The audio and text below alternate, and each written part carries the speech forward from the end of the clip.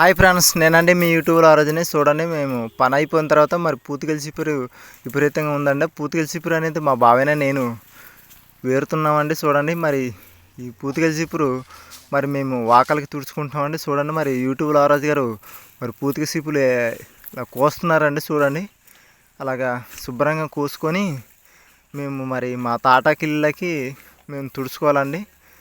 ఎందుకంటే మీది గచ్చులకి ఒంగోలండి. బాగా కొండ చిపురు అయితే పొడుగ్గా ఉంటుంది. ఇది పూతికల చిపురు అనేది ఇలాగ పొట్టుకుంటాయండి. మరి బాగా ఒంగోని తుడుచుకోవాలి. మరి అది కొండ చిపురు అనేది పొడుగ్గా ఉంటుంది. చూడండి మరి పూతిక చిపురు కట్ట ఎలా ఉంటుందంటే ఇలా కట్టుకోవాలండి. కట్ట అనేది ఇలా కట్టుకోవాలి. ఇలా కట్టుకొని ఇది మరి పాతదండి. మరి పూతికలు రాలిపోయిన పాత కట్ట మీకు చూపిస్తున్నాను చూడండి.